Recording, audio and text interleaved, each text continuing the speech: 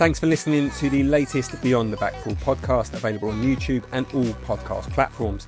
Subscribe now so you don't miss a single episode.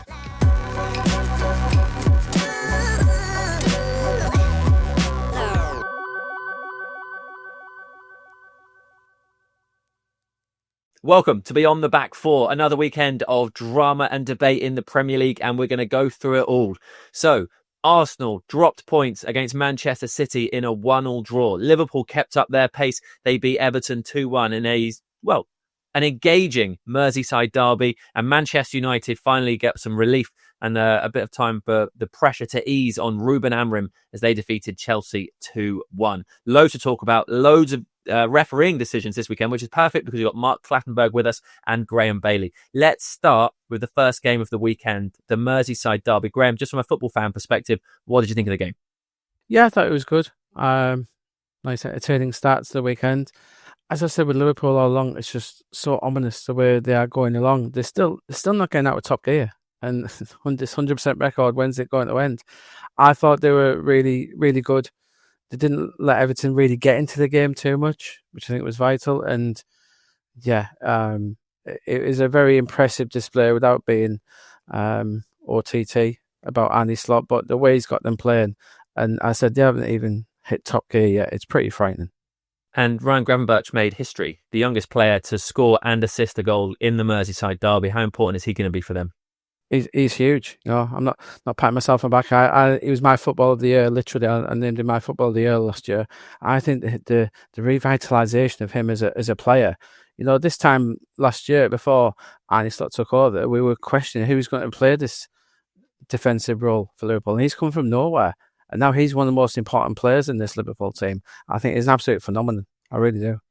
Okay, Mark, we'll get to the Dewsbury-Hall booking shortly. But before that, what did you make of the officiating during the game?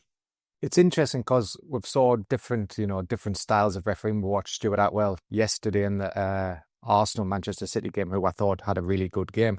I thought Darren England in the Merseyside derby was, some of the decision making was strange. It wasn't in keeping with what we expect, certainly at Premier League level, and I just felt, we can talk about the Dewsbury-Hall in a second, but it was just the added on time, the way, Everton are chasing the game. It's such a, it's a difficult fixture, as I already know, because I messed it up that many years ago. It's not an easy fixture. It's certainly easier at Liverpool than it is at Everton. But I just felt that, it didn't handle the pressure and the occasion like a top, experienced referee like Anthony Taylor would have. Why do you say it's easier at Anfield? It's when you go to I don't know now with the new stadium, but certainly when it was at Goodison, the fans were on top of you. It was a different atmosphere. It was the same. If you look at other derbies, I always felt it was harder at City than it was at United. It was harder at Tottenham than it was at Arsenal.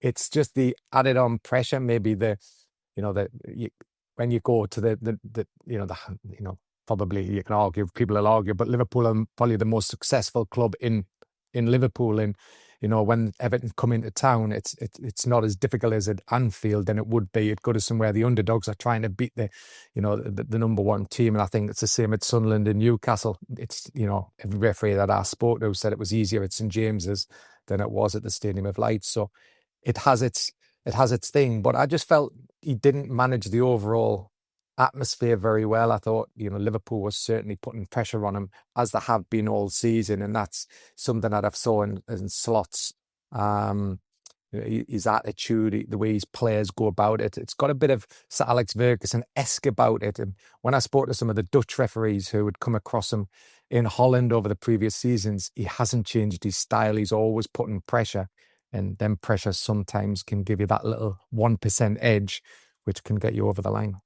That's really interesting, because when we talk about the continuity of football, when managers change, we look at tactics and players and, I don't know, maybe their approach in the media, but very rarely do people talk about the referees. And I've spoken to a few floor managers that have worked on Premier League games, so they sit right next to where the managers are. And all of them have said to me the same thing over the course of, say, the last 10 years, that Jurgen Klopp is the one that is on the referees the most. So do you think that is something that helps Liverpool if they brought in a manager who's similar? I think let's not just highlight Jurgen Klopp. I think there's a lot of managers do it.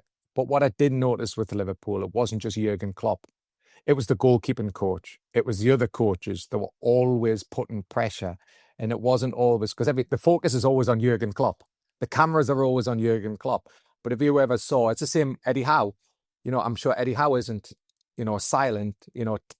Tyndale is the one that does all the talking. So there's every manager will look and see the other manager doing it. And so they'll try it. It's that 1%. They believe psychologically it works. It doesn't work. I think referees are now, they have so much training. They have so much management education where they know how to end conflict. And there's a lot of other stuff that goes into just the laws of the game. And I think referees at the top level see it and understand it more than they ever do, because you knew it was a tactic. You knew. I had a situation with Jurgen Klopp where he never came in with the team sheets. And when I was refereeing Liverpool-Chelsea, he decided to come in with the team sheets, which was unusual. And he just stared at us. He tried to intimidate us. But as an experienced referee, I've seen this all before. So it didn't bother me. But they think that they're trying to do something that's different to try and get a result. And if they get the result, they think it works. But I don't believe it does with the style of refereing that we've got now. So he brought you the team sheet and he just stopped and stared at you. He's quite a large man. Yeah. He did. But he never brought. When you see, you know, when the team sheet came in, the captains can slightly change sometimes if they're available or not. But the normal people who would come in with the team sheets would always be the same people. And this game, Jurgen Klopp never delivered the team sheet. Jose Mourinho did, but Jurgen Klopp never. And with Jurgen Klopp, when he brought the team sheet in that night, I'm thinking, why? And he just stared at us. He didn't engage in anything else, but his eyes just continuously stared at us, and that was just trying to intimidate us. But I was experienced at the time. It didn't really affect me. But some of the younger referees who are trying to, there's a lot of inexperience now in the Premier League that Howard Webb's trying to blood, because he's lost a lot of experienced referees over the years. Will that, certainly when the fourth officials, because some of the fourth officials now are Football League referees, are they trying to intimidate and put pressure on? I'm not sure what a fourth official can do, by the way, because, what can a fourth official do? Speak with the referee and say, yeah, by the way, you've made a mistake. It never happens, does it? So, I'm not sure what they can do with a fourth official, but they are trying everything now to win a game. Graham, how do you think you'd get on with a staring Jurgen Klopp? I had it a few times in the press conferences, when you're asking them the questions not expecting. I asked him about Mo Salah going to African Cup of Nations, and he stared at me and then gave me a wry smile. So he's probably a bit friendlier to me than he was to Mark. It does sound like it. Right, let's talk about Kiernan Dewsbury-Hall and his yellow card that baffled Jack Grealish. So for anyone who is unaware of the context, Everton are losing 2-1. It's the final moments of the game. He takes a free kick early, and then he gets booked. It's not something we've often seen, Mark. Yeah, I think, first of all, there's another added context to this, that the added on time didn't seem to add up. I think there was 3 minutes given at the end of the game, and Everton were complaining about this. But if you take that into context as well, who's got the free kick? Everton have the free kick, and therefore Darren England hasn't really set himself up properly. He's not really watching the game. Everton want to get on with the game. As a referee, you want the game to be getting on as quick as possible. So you want to get into position, blow your whistle, and get on with the game. Dewsbury-Hall has took a quick free kick. What if he's took the quick free kick and the referee hasn't told him that he's got to wait for the whistle, which is fine. The players have to wait for the referee's whistle. If he hasn't, Dewsbury-Hall has a right to play the free kick. He's got the free kick. He owns the free kick. So that could be a confusing element. But even if Dewsbury-Hall had took the quick free kick, in my opinion, and I would have used my experience and said to Dewsbury-Hall, look, it goes back. And by the way, it's your time that you've wasted because you've took the quick free kick. Why give the yellow card? If you really want to be perfect within the laws of the game, you can clearly say, yes, by the letter of the law, that can be a yellow card. But that's not what we've always expected in the Premier League with referees. Over the years, we've been taught to manage situations. And that was an easy management where you say, guys, look, take the free kick again. And by the way, I'm not adding the time on. That's Dewsbury-Hall's fault. But to give a yellow card in that situation, in such a huge game and the huge pressure, I just didn't feel it needed it. And I didn't believe Darren England had set up correctly to allow the quick free kick, which Dewsbury-Hall has the right to do. If you were Darren England, or you're refereeing a game like that, and someone like Jack Grealish comes out and makes his points, would you want to see him punished by the Premier League or the FA? No, I think I've listened to what Jack says, and I think he keeps it below the line. I think there's a level that they're allowed to say, and there's a level that they can't say. And I believe that, there would have been press people with Jack alongside him to tell him which level he can go at without being charged by the FA. I think that's just a normal conversation. I think, it's certainly at the end of the game, Jack Grealish approached Darrell England as well as David Moyes did. I think they were also upset about the added on time, because if you've got a delayed free kick and a yellow card, there should be more time added as well. So there was a lot of other aspects in the game which didn't add up to the 3 minutes. And I think that's where Everton's frustration was.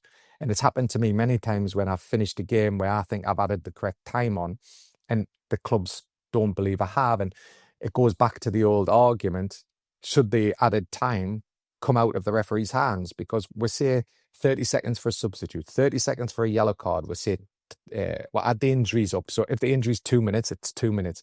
If you put all that down on paper, you could have 7 or 8 minutes like we saw, was it the World Cup previous, where we're playing 12 and 13 minutes injury time? I'm not sure that's what the players want because of, extra, they're playing extra time and they were getting injuries. I think, do we really want to get back to an approach where the referees are taking away the timekeeping and it's done by an external person? I'm all for it, but the purist and the traditionalist will always say no, it should always be in the referee's hand. But there's so many complaints about added on time, especially if you're losing 2-1. They want all of the time added on correctly, and some games we saw yesterday 8 minutes of injury time, and in the Merseyside derby there was only 3, and people say that's not fair. Graeme, what's your solution to this? I don't think it needs to be. It's only human. You do wonder sometimes, like with the 30 seconds of substitutes, where it all adds up in time. But it is what it is. I don't think it's a real massive issue. The manager's always going to have an issue with it, and they're always going to find something to be disappointed by. And as we know with David Moyes, he often finds something to talk about after the match. It's normally about the referee. I'm going to move the conversation on now to Arsenal and Manchester City. Arsenal are now the first side to go 5 consecutive Premier League games against Pep Guardiola's Manchester City and not lose. They've won 2, lost 3. They don't have any trophies to show for that. Graeme, how do you feel about this Arsenal team? We've talked about the fact that they've added squad depth, that they've got more experience, that they might be ready to challenge, and yet they're still sort of falling behind Liverpool at a rate that, if it carries on, it'll all be out of their hands before November. Yeah, I think the squad depth is impressive. When they bring Saka on and Eze at half time, I thought they put it to a little bit harsh. Criticising the selection, team selection from the outset. I thought it was a little bit harsh, but bringing Martinelli on later on, it just shows the depth they have got. I just didn't think that they played particularly well. I think it also highlighted just how important Odegaard is to that team. I do think he's overlooked. He is really one of the Premier League's top performers. And when you take him out of that team, I do think they're missing an awful lot. And I think they come away from the game in a positive mood because they've stolen a point off City. I thought City were excellent throughout. I thought there was issues with. I wouldn't have taken Haaland off. I know Pep Guardiola came out afterwards and said there was a bit of back pain. Didn't look like he was suffering any back pain, and I think there's no one more relieved than that Arsenal backline to see him come off. But I thought City defended well throughout, and it was just a good Premier League game. I think they rescued a point, and that might be a very important point come the end of the season. Do you blame Donnarumma from a Manchester City perspective? Do you think his positioning is wrong? No, I think it was. If you're playing a back 5 as it was at that point, why are you playing such a high back line? You're playing a back 5 and then you're asking them to push out. I thought that whole goal was the making of a defence. Whether that was Pep's instruction to play a high back line with 5 defenders, which is very hard to do. It gave Eze that chance to play the ball. No, I blame the decision. Whoever's decision that was, be it Ruben Diaz or Pep Guardiola, one of them is responsible for that goal, not Donnarumma. Mark, we were talking about the 4th official earlier. We saw in that game, Pep Guardiola gave Craig Pawson a little kiss. Do you ever get quite so romantic with any managers during your career? No, I don't think I've ever been that romantic. It's actually nice, Guardiola being nice for once. It's actually, I like that human element. I think it's part what makes the Premier League so brilliant. We saw, an embrace, whatever Craig Pawson said to Guardiola, it was done in a correct way. And I think both sides appreciated that moment and the pressures that both people have. And I think it was a lovely gesture. And I think more can be done of it. And I'm not saying kiss all the time. I think managers have got huge pressures as well as referees. And I believe that, that's one step that looks good than what we always see week in, week out, the finger wagging, the arguments, the abusing of the fourth officials because they didn't get a decision. And there was an example where it was whatever Craig Pawson said to diffuse the situations worked. And I thought it was a lovely moment and I agree. I thought it was a great game of Premier League football. And, it was intriguing. It was, so many elements could happen. And I think the late goal made it what the Premier League is all about. And that was a special moment, which I thought the Premier League is all about. Now, in the build-up to that goal, there was, according to Mika Richards, a foul on Nico Gonzalez. Did you see it that way? As a Manchester City fan, he probably would say that, wouldn't he? Oh, he keeps saying he's a Man City fan. No, listen, I've analysed it so many times, and I think I don't like this, now with slow motion, we're now looking at every bit of contact and we're trying to say is it a foul or not. This is not what football was meant for. I think we want where there's an absolute howler by the referee and we go, that's not right. Or, come on, it was a clear handball. He's pushed it forward and he's gained an advantage. This one, if you look at it, Gonzalez plays the ball first. He does. And I think it's a Calafiore comes in.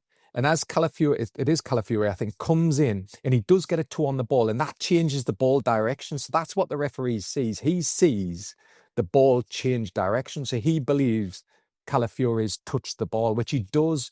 But we're talking milliseconds in between Gonzalez touching the ball and Calafiore touching the ball. And then there is a contact between both players because both players, one's coming in from one angle and Calafiore is coming in for the other. And because Calafiore gets a touch on the ball slightly milliseconds after Gonzalez, that's where Mika Richards is thinking, where Gonzalez gets the first touch. For me, that just looks a normal challenge. And when you watch Gonzalez's reaction immediately, normally, and I'm not saying always, normally players give you some clues. And Gonzalez jumps up and he doesn't appeal. He feels it's just a challenge that he's lost out on. And I think that's where football should stay. We shouldn't be examining 3 phases back and we should be admiring the goal and probably Diaz's defending or whatever the high line was to allow Martinelli to get in behind and chip Donnarumma and create this madness of, added on time. So I think we've got to get away from this micromanaging football and see the bigger picture. And that isn't a decision that I even thought about at the time. But if you examine it, you can say Gonzalez gets a touch on the ball, but Calafiore does get a touch on the ball as well. And I think let's just get the game going. Mika Richards is going to be upset because you feel like you've gone to the Emirates and you believe you're going to get a magical 3 points and you lose 2. And I think that's where the frustration lies.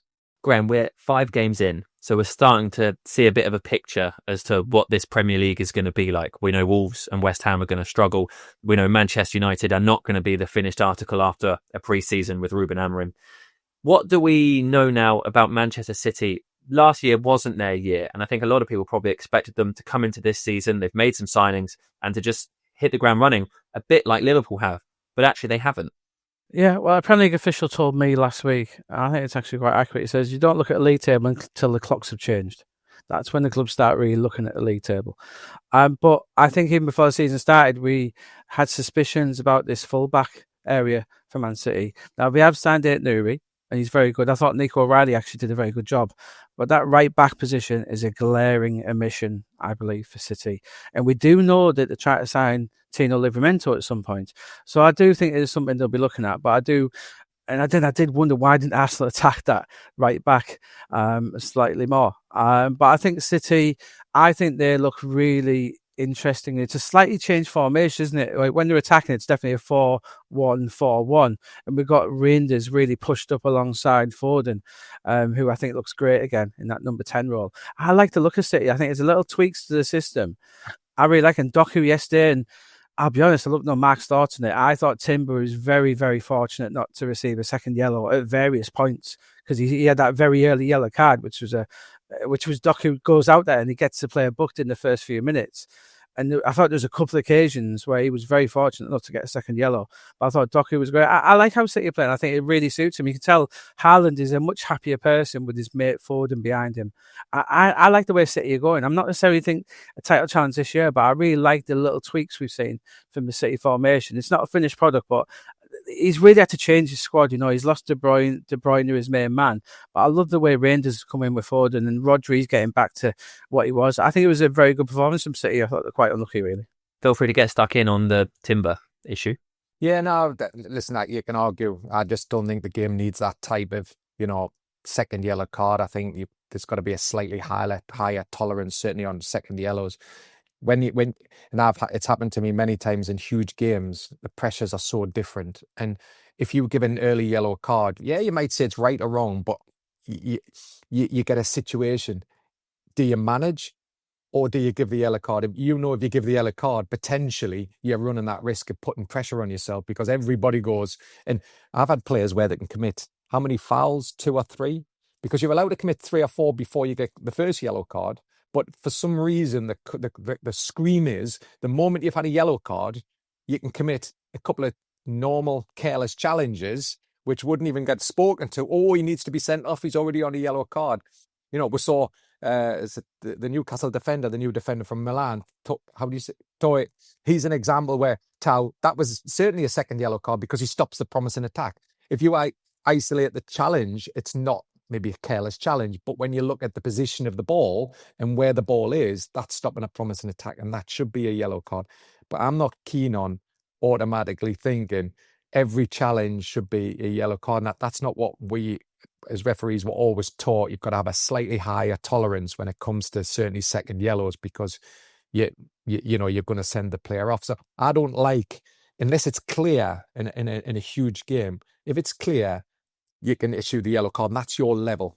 You can't drop below it, but you can always go above it where there's a challenge more. But if you go very low on a yellow card for a trip, for example, it puts you under huge pressure for the rest of the game, knowing potentially, that player's got problems, and also your yellow card management is going to be slightly inconsistent because there's going to be challenges in the game. And everybody says to me, Mark, you've got to referee the first minute like the last minute. That's not the way temperatures of games go. There could be games where, I've had a game where for I think it was 40 minutes, there was hardly a free kick. But then just in the second half, when both teams had come out after the half time, the game went up 3-4 different levels of physical. And I've had to come in and try to manage the situation. So referees yes, they have the laws of the game, but they also have the management of the game. And certainly Timber didn't need that second yellow during that game because I thought it was a great game. And if you got 11v11, that's what we want to see. And both teams having a good each. And I agree with you. I thought City was excellent yesterday. And if Liverpool drop some points, this could be Guardiola's chance. Because I think if Guardiola does something this season, this for me is the best he's ever, this biggest ever achievement in my opinion, because everything was on a plate from originally. Now he's had to rebuild a squad, rebuild a team. And if he does and wins something this year, this is a huge, huge achievement. He's never done that, has he, Matt? He's never done that. He's never done that. And I think that's what intrigued him about staying, Mark. I think he's never done that Ferguson thing, which intrigues, I know that intrigues managers all over the world, the way Fergie reinvented himself 3 times. Whereas Guardiola went to Bayern and left after, and Barcelona and left, and City, he stayed there. Now he's reinvented the team. Like without De Bruyne, we'd taken away, I think, the best player in Premier League history from him. But now he's reinventing himself, yeah. But I was interested to know about the Newcastle one, Mark. And there's another example as well. I'm not just sticking up because I'm a Newcastle fan, of course. I think it's a second yellow, and I'm honest, But I thought the Newcastle could have had a penalty for a prolonged hold. I don't mind holding in the penalty area, but this shit was prolonged. And what do we say? Are players not supposed to go down under this contact? Because if you don't go down, you don't get it. This is point 1. So the player goes down and still doesn't get it for a prolonged hold. I'm not sure now, and I'm confused. I think Voltemade was a look. It just looks, when he's so big, it looks a bit more theatrical, didn't it? Whereas it was still a foul. Even though he was, yeah. It's a foul, and that defender's run the risk by holding his shirt. And what I looked at his body position, and the body position's going forward, and when he goes down, he goes forward, which is what I would say is natural. It's just because you're right, he's so tall, and probably referees think because he's tall, he's strong, he should stay on his feet. That's not the case, because A foul's a foul, isn't it? A foul's a foul. Correct. But how many times have we said over the years, God, that player should have gone down, and he hasn't gone down, but it should have been a penalty because it is a contact, So it's a catch-22. And I think at the end of the day, I watched the game and I thought both teams probably deserve what they got. But there was moments in the game that both teams can have complaints. I want to take this conversation and just reframe it slightly, because I want to move on to Manchester United and Chelsea. So because we're on this topic, we'll come back to Sanchez and the red card, but let's go straight to Casemiro and his second yellow card, because that seemed, from the perspective of someone wildly biased in myself, not necessarily hugely consistent with yellow cards, because he's definitely holding, but it's not a lot more than that. Yeah, if you, I've analysed this a few times, and I think probably what doesn't help Casemiro is his starting position at the foul. And I think if Casemiro was on the opposite side and on the defending side of it, I think there wouldn't be an issue. I think it's just a normal foul. Where the referee thinks, and I'm not sure how I would have managed it because there's a lot of things going on. I think if you look at it, because Casemiro's on the wrong side and he holds, the referee thinks that the attacker's getting away, so therefore it's stopping a promising attack, because there's a lot of space in that midfield, and he believes Casemiro is tactically trying to foul. And because that tactical foul, he's automatically thinking that's a yellow card. So therefore, unfortunately, you've already had a yellow card early in the match. You're going to get a second yellow card. What's furious, I think, a lot of people is there's no consistency. And because there's that lack of consistency, we see, and I've seen some reports from the Premier League regarding these KMI decisions.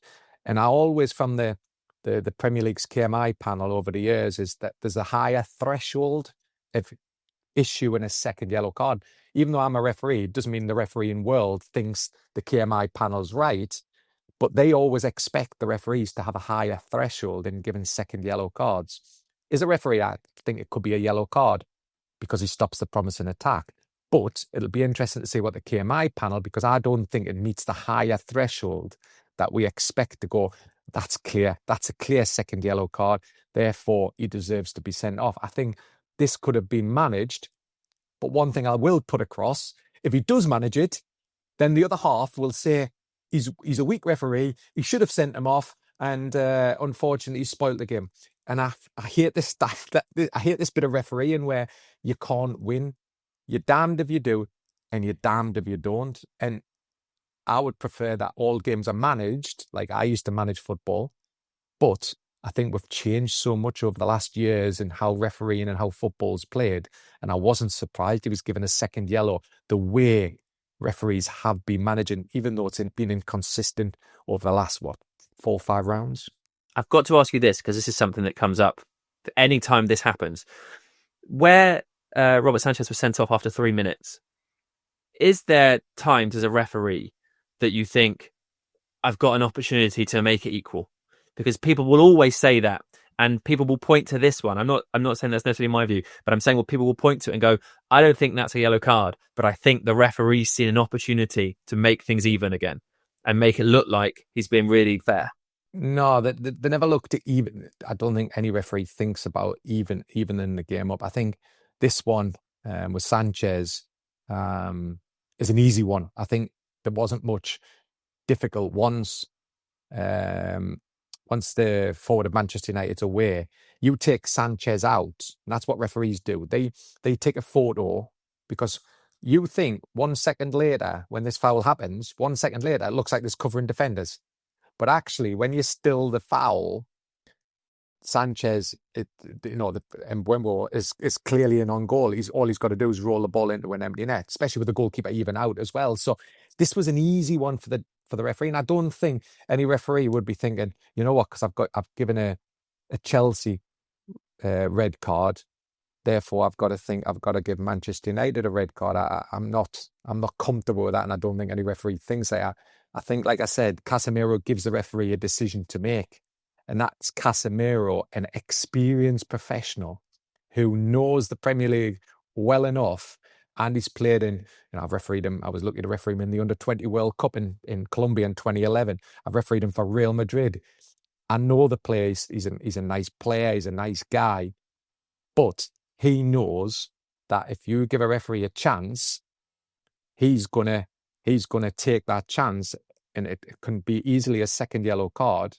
And he's given that chance. If he didn't give him that chance, the referee wouldn't have said, "You know what? I'm giving the foul, and I'm going to even it up by giving a red card or a second yellow." I think Casemiro gave him the opportunity, and the referee took it.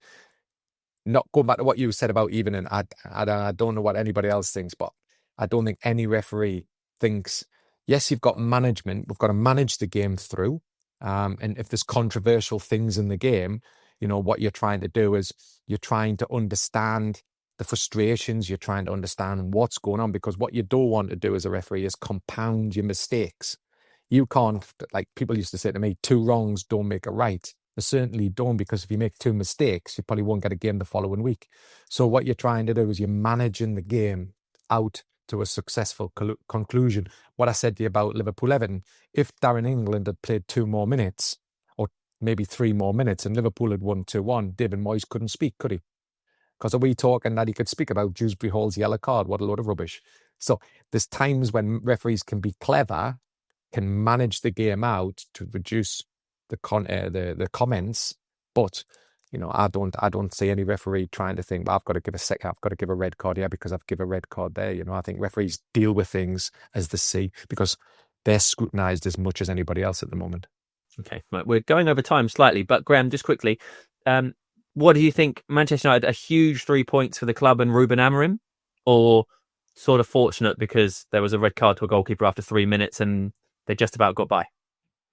Bit of both, you need a bit of luck in football is all you need, isn't it? See sliding doors moments. It's the Sir Alex Ferguson win, when he was on the back end of all the fan protests when he was back at the club. It's these moments in time, isn't it, where you have the huge wins, and I think there is pressure on Ruben Amorim. We know that.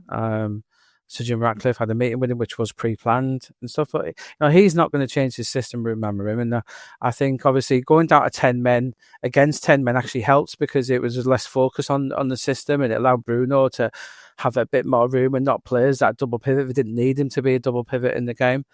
So yeah, it was a much needed win. I think it told us a lot about Chelsea as well. Their goal, as I said, with their current goalkeeping situation, they're not going to win the Premier League. We actually think they are going to look at that. Understanding is Mike Maignan will be coming in next year on a free, which tells us why they didn't go for Donnarumma, etc. this summer. So it's just a matter of making do until next summer for them. Sanchez, he hasn't had a bad start to the season, has he? But it was a bit of a rash decision. But yeah, I thought United did what they had to do. I thought they were rugged, battled away, and I thought the players fought for the manager. They didn't. They were up for the game, weren't they? Which was positive for Amorim. I don't think it's the last murmurings we'll hear this season, but as you know, Sam, it's a welcome 3 points for United. I think they desperately needed it. But I said, I think it tells us more about Chelsea at the end of the day, that they're really not title contenders this season.